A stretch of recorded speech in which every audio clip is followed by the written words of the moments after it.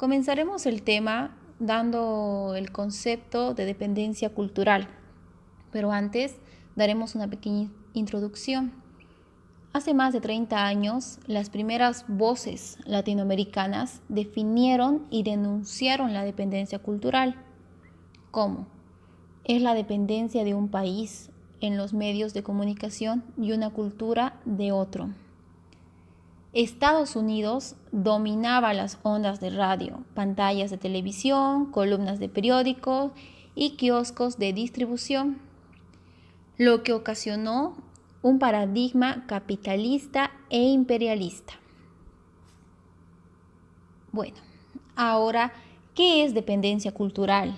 La dependencia cultural se ha convertido en limitaciones de las sociedades dependientes, las cuales aprueban las creencias y tecnologías que se generan en los países más avanzados, como ya lo había mencionado, Estados Unidos. Esto origina que estas sociedades vivan en función de las potencias, haciendo que de esta manera se fomente la dependencia cultural, lo cual redujo todo aspecto de crítica social. El padre del concepto de dependencia cultural fue André Gunder Frank. Podemos hacer una relación de dependencia cultural con el ámbito político. Las dependencias culturales en particular son una geografía accidentada y riesgosa. Prejuicio de creer que lo que se conoce como dependencia cultural es algo que se elabora y se aplica. Las dependencias culturales se aplican desde el poder. Una imagen que me gustó bastante fue la de Mafalda, que indica: lo malo de la gran familia humana es que todos quieren ser el padre. Una historia de la dependencia. La historia de las ideas en Latinoamérica es un ejemplo de la manera de cómo un pueblo se inserta a la dependencia y se fortifica mediante las diversas situaciones que vive en el plano político, económico, social y educativo, y que luego pasan a formar parte de una cultura que ha institucionalizado la dependencia como algo fuera de su dominio. Al existir una estrecha relación entre la producción teórica y sus presupuestos culturales, sociales y políticos, es fácil entender cómo la historia de las ideas reflejan el esquema cultural en que se ha construido, por lo que al analizar un tema como el de la dependencia, se ha de prestar atención no solo a los elementos de la educación y la cultura, sino también a los factores no intelectuales como intereses, necesidades, instintos, economía y estructura social. En Latinoamérica se han manejado las diversas corrientes intelectuales con el fin de mantener ciertas ideas que aferran los aprendientes de los esquemas políticos e ideológicos impuestos por quienes sustentan el poder. La historia de las ideas se convierte en la historia de la constitución y afianzamiento de la dependencia como un elemento cultural, desde el momento de la conquista, donde no se da lugar al desarrollo de la criticidad ni del orgullo nacional. Los conceptos de superioridad y utilidad son herederos de la cultura europea. Desde el proceso de la conquista que desarrolló España y Portugal en estas tierras, que hoy conocemos como Latinoamérica, donde se impuso una ideología que estaba basada en dicha superioridad. El elemento base para ello fue la idea del orbe cristiano, por lo que el cristianismo llega como un instrumento de justificación para el establecimiento de un proceso de vasallaje y dominio. En el artículo de la idea del orbe cristiano y la conquista de América de Daniel Herrera, Repo que dice que hubo misiones que se sienten orgullosas de haber bautizado en un solo día a varios miles de indígenas, hecho que solo puede producirnos una dolorosa sonrisa y nos permite comprender esa realidad de un cristianismo latinoamericano, que solo es de nombre y de tradición, pero no corresponde a íntimas convicciones.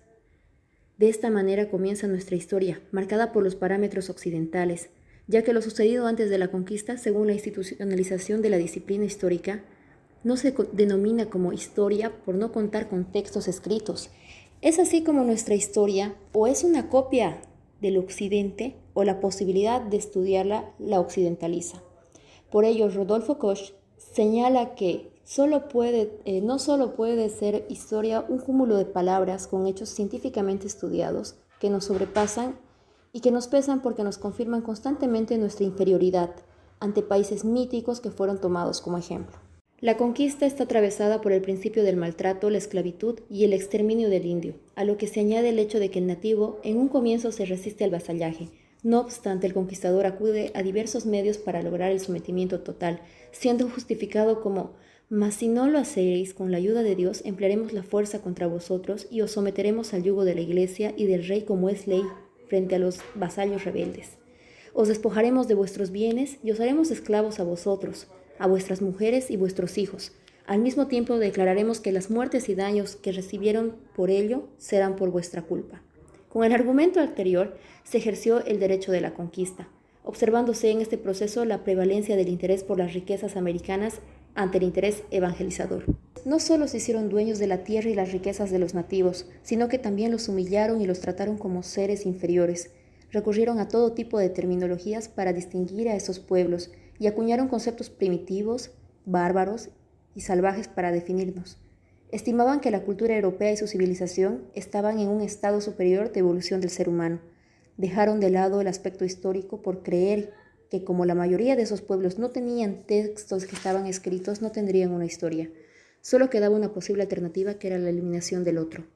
Con estos acontecimientos es que surge la dependencia estructural de nuestra nacionalidad, mediante una simbiosis cultural que nos lleva al desarrollo subsiguiente de una historia que va formando con una forma política, económica, cultural, social y religiosa, y con base en ello, Roberto Salazar nos recuerda que aún hoy en día la conquista no nos es ajena. Ella misma nos configura en nuestros orígenes y está dentro de nuestra interioridad. De esta forma se conforma una sociedad que debe amoldarse a una teología estricta, a una filosofía articulada a la fe y a unos derechos sistemáticamente estructurados y controlados desde afuera. La nueva sociedad debía adecuarse a los lineamientos teóricos dibujados en el sistema, lo cual no hay que verlo simplemente como un relato del pasado, puesto que aquella época nos ha heredado una serie de representaciones y conceptos que se han afianzado con el correr del tiempo. Aún no han terminado de pelear con nuestro pasado. A fuerza de su negación aniquilante, no hemos logrado todavía salir enteramente de él. Quiera sea o no, seguimos llevando la colonia por dentro, porque no la hemos entendido del todo. Seguimos aferrados a las mitificaciones y fijaciones conceptuales que impiden la configuración de proyectos históricos más libres y menos esquizoides. De todos modos, sin entender la colonia, es muy difícil que podamos comprendernos a cabalidad y en el presente prospectarnos con un mayor sentido. De esta manera podemos ver cómo estos más de 500 años de América pueden comprenderse como un largo transitar en y hacia el desarraigo. Aunque no todo se constituye en el presente viviente, es debido al periodo de conquista y al largo periodo de colonización. También es nuestra clase política, nuestra intelectualidad y el proceso de independencia que tuvo por su parte. Hay un dicho muy conocido que dice: si no te gusta aquí, ¿por qué no te vas? Hay personas que se rehúsan a irse y piensan que pueden mejorar su situación quedándose y estudiando, trabajando y formando una familia en el lugar en el que están. Por otro lado, hay personas que piensan que estudiando en el extranjero pueden obtener una mejor calidad de vida. En muchos casos es así, pero lastimosamente no vuelven a su país de origen. Deciden estudiar, formarse en el extranjero y terminar trabajando y viviendo en el extranjero. Entonces, a este fenómeno se le llama fuga de cerebros. Este es un fenómeno que está afectando bastante, especialmente a los países de tercer mundo, por el tema de que uno de los recursos más importantes que puede tener cualquier país es un profesional. Es una persona que haya estudiado, una persona de formación, que pueda generar fuentes de empleo, que pueda generar investigación, cosas que van a beneficiar al país en general. Algunos de los factores de por qué ocurre este fenómeno puede ser la sobrecalificación. Tenemos casos en los que tal vez con maestrías, con doctorados, con mucho estudio en el currículum, al momento de querer entrar a una empresa, a un negocio, se genera una sobrecalificación, que el puesto requiere, por ejemplo, un nivel de licenciatura o máximo una maestría, pero el postulante ya tiene un doctorado, ¿no? Entonces no se le puede pagar o no se cuenta con los fondos para poder pagar un cargo con dichos estudios. Entonces el el postulante prefiere ir a buscar trabajo probablemente mejor pagado en otros países. Otro caso es la escasez de fuentes laborales adecuadas. Puede darse el caso de que en empresas ya haya muchos postulantes en negocios, en trabajos en general, y no se pueda obtener un buen trabajo adecuado al currículum de la persona. Otro factor muy importante y muy obvio son las condiciones de vida. Algunos países tienen mejores condiciones de vida de otros, y de manera un poco independiente o no exclusivamente al ámbito laboral, se opta por migrar a otros lugares. Otro punto es la limitación salarial en Bolivia, que fue también causante de migración, fuga de cerebros dentro del mismo país por parte de pedagogos, de docentes universitarios, en el caso de las universidades públicas, que se vieron limitados en el tema de cuánto pueden ganar en base al salario mensual, ¿no? Por medio de leyes se puso un limitante a cuánto pueden ganar estos docentes. En cuanto a la nueva dependencia cultural, las universidades extranjeras que realizan múltiples investigaciones científicas en Latinoamérica, ya sea enviando estudiantes extranjeros o los mismos estudiantes que salieron a formarse en sus propias universidades, a que vuelvan a hacer alguna investigación en sus países de orígenes, se ha dado mucho de que los resultados de estas investigaciones no siempre están al alcance de las personas que fueron estudiadas, de las comunidades que fueron estudiadas, de los casos que fueron estudiados. Entonces, eso puede generar muchos problemas, ya que se supone que el fin de dichas investigaciones es para mejorar también al país que está siendo estudiado, ¿no? No solamente una recolección de información para la universidad extranjera, ¿no es cierto? Entonces, existe una extensa fuente de investigación literaria sobre Latinoamérica que está en otros idiomas que no son el español. Eso también genera una barrera bastante grande para las personas que quieran adquirir información sobre su propio país, sobre algún campo en específico, pero que se encuentren en un idioma que desconocen y lastimosamente no puedan hacer uso de dicho material. Entonces, la traducción viene a ser un papel bastante importante en el tema de investigación en Latinoamérica. Como bien decía, investigación por extranjeros o por los mismos nativos que se hacen en otros idiomas, ¿no? Que la universidad extranjera pide que por lo menos sea en inglés. Entonces, muchas veces no se traduce dicho documento, dicha tesis, dicha investigación al idioma originario de donde se hizo la investigación. Entonces, por este caso, los resultados pueden no ser compartidos o pueden no ser traducidos, generando un problema para la gente local. Entonces, el idioma inglés y su importancia en la investigación es cada día más notoria. Muchas de las universidades extranjeras coinciden, por más que el inglés no sea su idioma original, en publicar investigaciones científicas en las universidades, por lo menos en inglés. Las posibilidades que nos ofrece el sistema de acceso abierto y de Creative Commons para la ciencia y las ciencias sociales en especial en América Latina, ya que estamos hablando de una nueva dependencia en las investigaciones. Quiero con eso presentar un contrapeso y también recursos para nosotros y nosotras para promover la lectura y para promover el acceso a estudios científicos de manera libre. América Latina como región ha impulsado bastante el movimiento de acceso abierto y también del Creative Commons, también pues debido a su configuración de ser un continente enorme, pero con una red muy difícil de distribuidoras de libros, por ejemplo, y entonces hacer accesible los formatos digitales para un gran público es un logro bastante importante y también que tiene bastante sentido, ¿no? De que se impulse desde una región como América Latina. Los movimientos de acceso libre o las bibliotecas de acceso libre se dedican a publicar artículos científicos y también desde un punto de vista político, ¿no? Porque la mayoría de la investigación se financia de forma pública, pero los resultados generalmente se quedan en lo privado, se quedan en las grandes revistas que luego hay que pagar para acceder al artículo, así que también es un movimiento político de hacer más equitativo el acceso a las investigaciones y hay una gran riqueza también en la lengua española.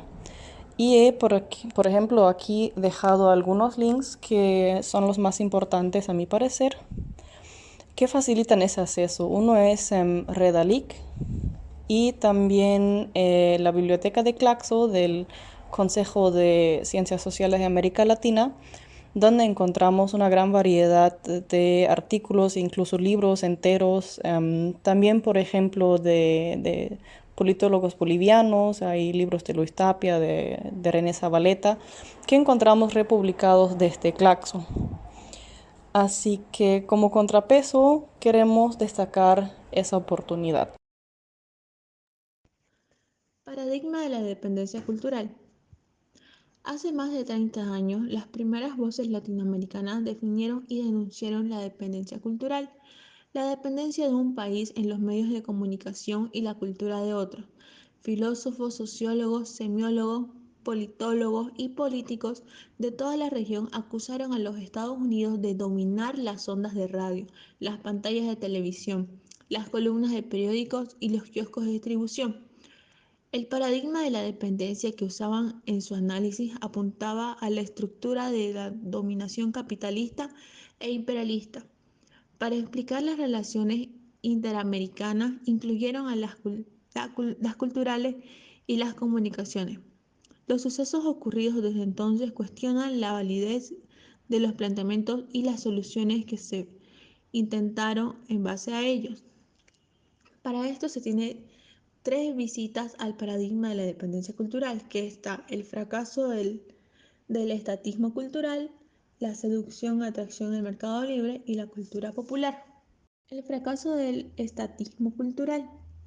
Los principales movimientos para reformar la estructura nacional de las comunicaciones, aumentar la participación pública y ampliar el contenido nacional ocurrido en Cuba, Perú, Chile, Venezuela y México.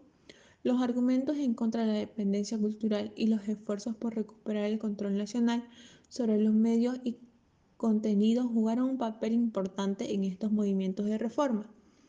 En Cuba, 1959, Perú, 1968 y Chile, en 1970, los nuevos regímenes políticos acusaron a los propietarios de los medios y a los que controlaban las pautas publicitarias de ignorar las necesidades de las mayorías y de difundir una cultura de masa alienantes en beneficio a los intereses económicos y políticos de las élites nacionales y extranjeras.